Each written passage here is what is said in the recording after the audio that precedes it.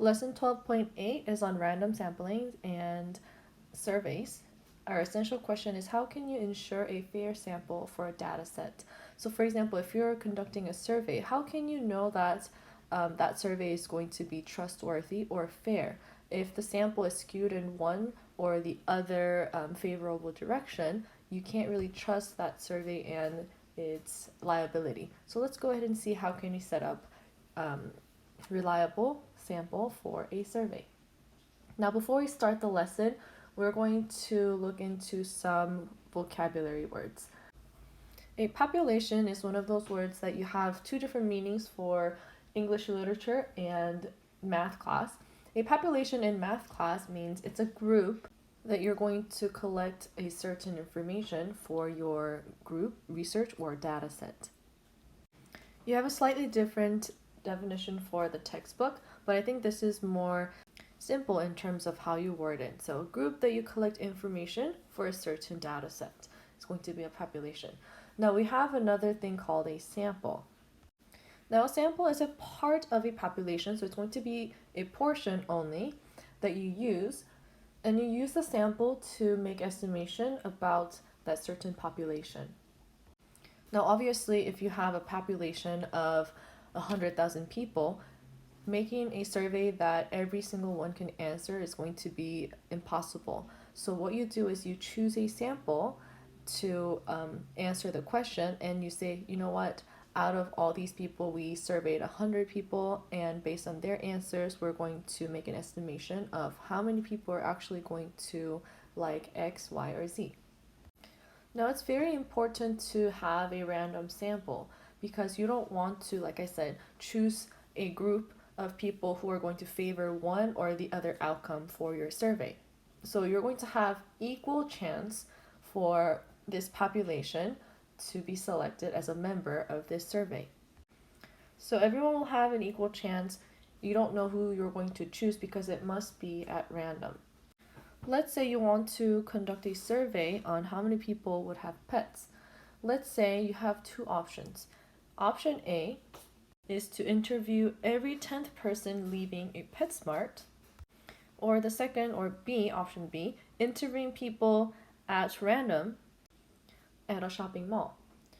So depending on your survey sample, you're going to have different answers, because if you would have the survey conducted in front of the PetSmart and say you're asking every 10th person, your chance of having a person with a pet is more likely than interviewing someone at a mall randomly. And because you're going to have skewed result for choosing a sample A, you can't say that that's a fairly conducted survey. So we can conclude that A is not going to be a good sample, and B is probably going to be a better sample for us to work with. So let's take a look at some samples. I know they're not going to be so challenging, but it's good to know that how you should logically make choices. So I have page 677 quick check questions that I'm going to use as your example. The first one, A says, you want to know which bicycle is most popular. You plan to survey entrants in a bicycle race. So the question is, which bike would be most popular? And your sample is going to be entrants in a bike race. Is it going to be a fair sample or not? I'm going to pause a little bit so you can think about it. If you think about it, if you're asking questions only to people who are in bike race, they're more likely to prefer certain types of bikes, maybe racing bikes or mountain bikes, that they are going to use for their race. So it's not going to be a good sample. Obviously, they're not going to say, oh yeah, I'm going to prefer a bike with a basket, because again, the event that they're attending is a bike race. My second sample is going to be asking, you want to know how often teens rent videos. I know that this textbook is old, so we don't really rent videos anymore. We may rent DVDs for the red box or just watch or stream things online. But let's say we are renting. And the samples is going to be teens going to local rental store. So is this going to be a fair sample? Yes or no? Now, I paused for a reason so you can think. So this is going to be actually a not so good sample, because if you are wanting to know how often people or teens are renting videos, you can't just survey people who are going in to rent videos, because there may be a lot more people who are not renting the videos at all. So this is not a good sample. So I wrote my reason. The sample does not include people who would not go to rental stores to rent videos at all. The third one says, you want to know the most popular breakfast cereal. You plan to survey people entering a grocery store. So would this be a fair sample? To give you an answer, yes, this is going to be a good option, because people are going to go in and out of the shopping store or grocery store, but you can't say only people who would like Lucky Charms would enter the store and anyone who likes Cinnamon Toast Crunch cannot enter the store. You don't do that. So this is a fair sample. So whenever you have a sample that you won't have any built-in bias for either against or for a certain topic, you can assume that it's a good sample.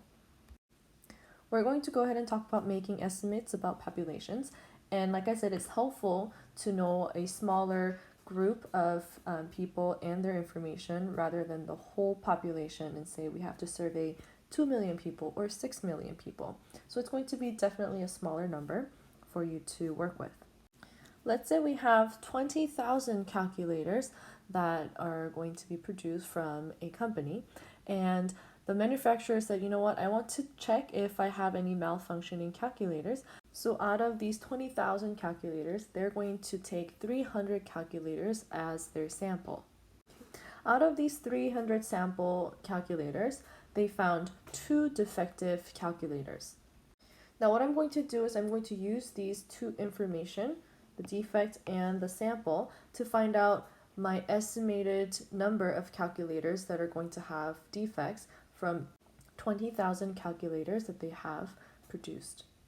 So I'm going to set up the ratio as defect sample over total sample, and I'm going to set that up against X amount of actual defect over the total number of the calculators. I know I have 2 defects over 300 samples, and the other side is going to be X over 20,000. And then you go ahead and cross multiply. So 300x equals 3 times 20,000, and that equals to 40,000. So 300x equals to 40,000. And then you go ahead and divide both sides by 300.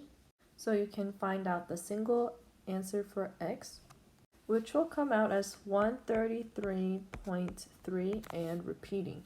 So because we can't have 1/3 of a calculator, we're just going to go ahead and say it's about 133 calculators.